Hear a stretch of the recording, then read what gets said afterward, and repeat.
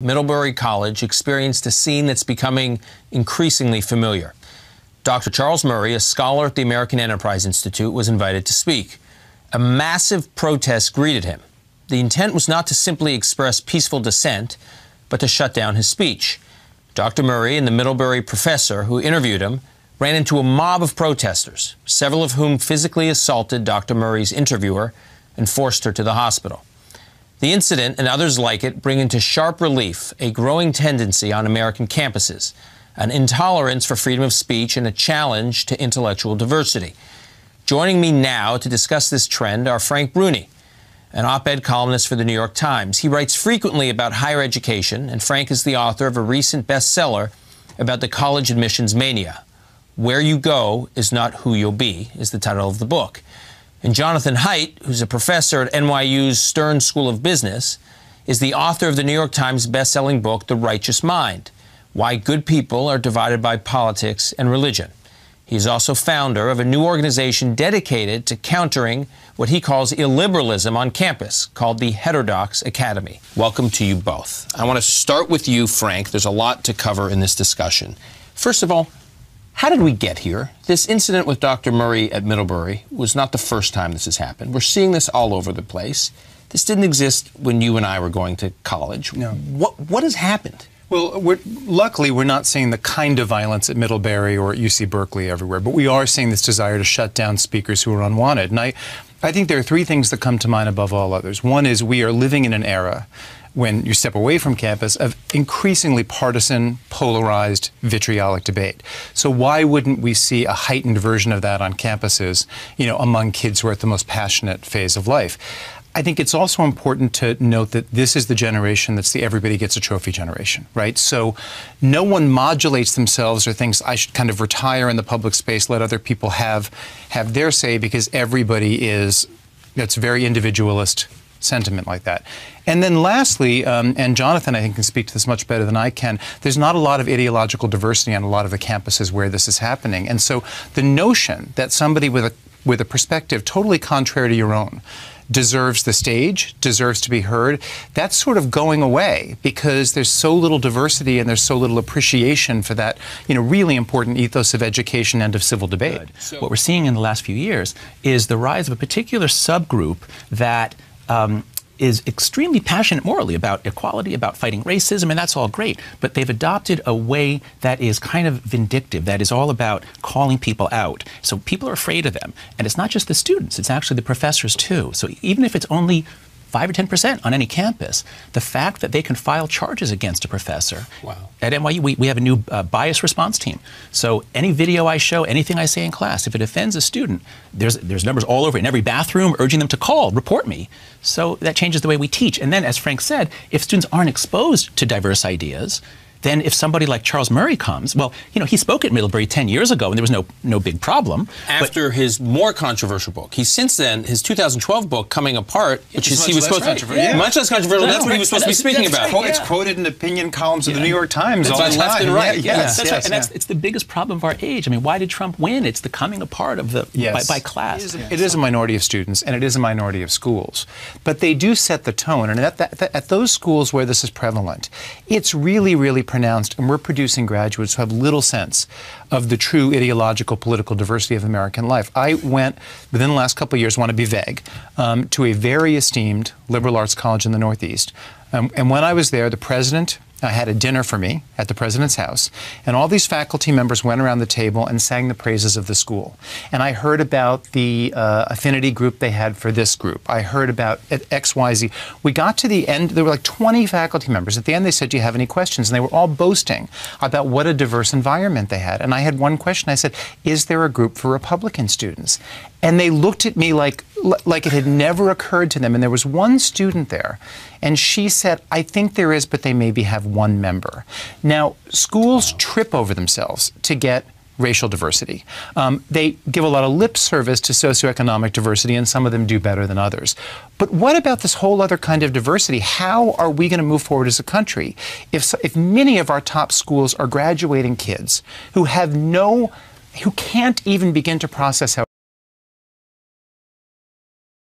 who voted for Donald Trump and why, and that they're not monsters. I think the best analogy here is to understand what's happening with peanut allergies. Why are peanut allergies rising? They've been rising at an alarming rate since the 90s. And so what do? I take my kids to school. We get these long lectures on how we can't have any peanut butter in school. And if you bring them, you're basically expelled. Yeah, that's right. Well, a report came out last year. Do you know why peanut allergies are rising? Because we haven't exposed kids to peanuts. Right. That's the reason they're rising. So the new recommendation is you got to give kids peanuts early. Right. So this is what we've been doing in the name of. No, it's not even a metaphor. I mean, it's the exact same psychological process. So Nassim Taleb has this wonderful book called Anti-Fragile. Kids are anti-fragile. So if you're fragile, that means like, oh, if I knock this, it'll break. Don't knock it. Right. But anti-fragile, like your bones, your brain, your personality, you need challenges, you need setbacks. You need to experience exclusion and insult in order to make it to adulthood. And the biggest problem, I think, is the loss of unsupervised play. So Lenore Skenazy has been brilliant on this with her book Free Range Kids. You know, in our childhoods, after school, we spent time where there was no adult around, but there was a real crime wave. After-school programming. Yeah, imagine that. Right. You just have to come home and kind of figure out how to keep yourself busy. Yeah. That's right. And so, but in the 80s, there was a real crime wave. There were anti-bullying measures. There was a fear of abduction. So for a variety of reasons, kids basically were never out of adult oversight. And now in many towns, you can get arrested if your kid goes to the park to play. Right. So, we can't be too tough on these kids. We have deprived them of experience, in the name of keeping them safe and happy and comfortable, we've deprived them of uncomfortable experiences with their peers. There's always an adult around. And so they come to campus. This is the last chance we could possibly give young Americans to learn to work out their differences. And we don't do it. We have more and more deans and processes and bias response teams so that there's always an adult to call in to settle the problem. This is the, to use the jargon of today, this is the helicopter parent producing the bubble-wrapped kid. Right. And when I did my college book about admissions to elite schools and all that, the complaint I heard most often from deans of admission, from college presidents at the very top schools in terms of selectiveness, was that these kids arrive on campus and they are overachievers by every metric that college is using. And the phrase that sticks with me is one admissions dean said, "I am always amazed by the stunning fragility of these kids," which is exactly what Jonathan was talking about. And so what do? We give them these safe spaces. We construct these affinity groups. And debate about that is so shut down. I wrote a column not long ago asking the question, all of these colleges that put so much effort into bringing in a diverse class, once those kids are on campus, what do they do to actually promote interaction so that you have diverse interactions Imagine that. Right, and don't affinity groups, don't safe spaces, don't those sort of work in the opposite direction.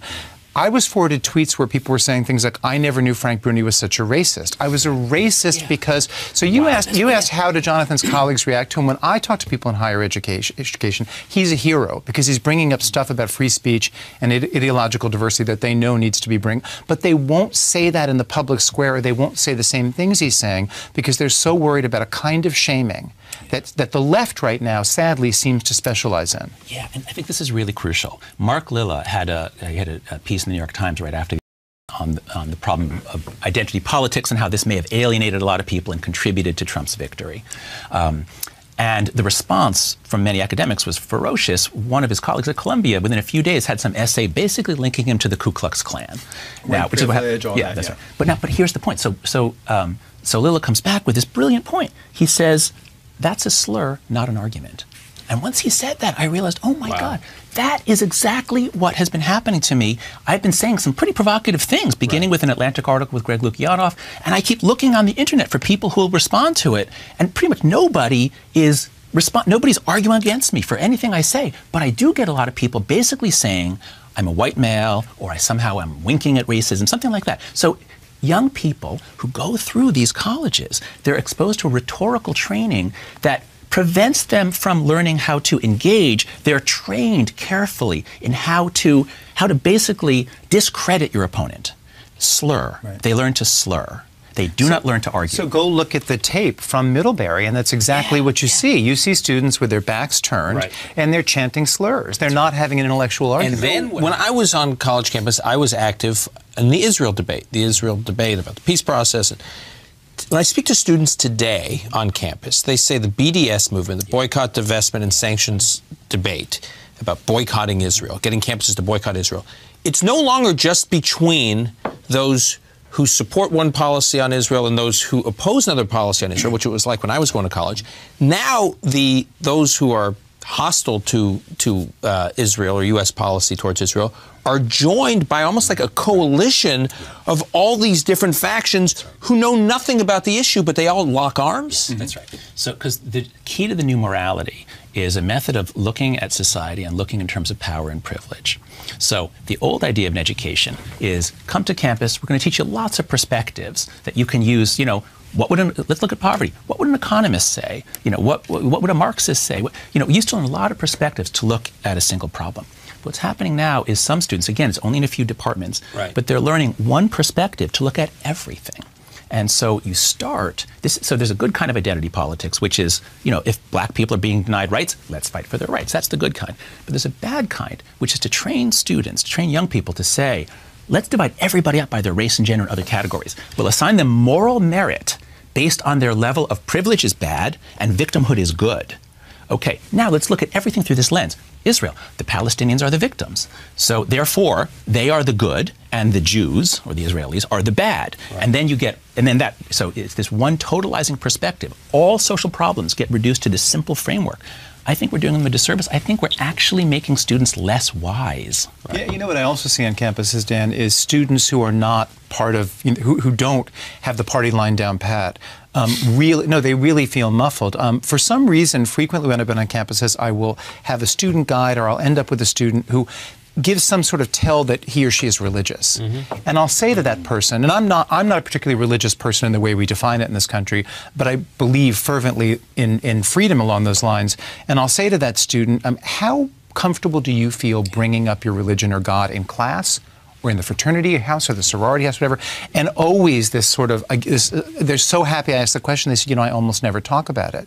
That's so wrong. And you mentioned Israel. I think if you're an Israel supporter, you probably bite your tongue more than you do shout it out. Right, keep your head down. And you shouldn't have to do that. That's right. But before we leave, one thing I don't think we've said loudly and clearly enough is when people on the left, or whatever, however you want to, when they try to shut down this debate, do they not realize that Donald Trump's election of those sorts of actions? I know so many responding to his destruction of a kind of political correctness that they find oppressive. And so there's a real relevance to what we're talking about today on campus and who's governing our country right now. And I don't think the people on the left have wrestled adequately with that. And the reason is because you have to see this not as a practical method of addressing problems. It's the dawn of a new religion. And I study moral psychology as though it's religion, politics, even sports tribalism. They're all manifestations of a tribalism. And I think we see this in the Charles Murray case very clearly. I just watched the video again today before coming here. And at the end, when the administrators say, okay, we're going to move the talk, and some of them scream, off campus, off campus. And then he says to another venue on campus, and they scream. Because what you have to see is the campus is there. It's a church. That's right. Wow. And you cannot have blasphemy on campus. And so the best way to understand what happened, I think, is an auto de fe. It's a religious rite coming together to punish the sinner, to punish the devil, and to reaffirm our community.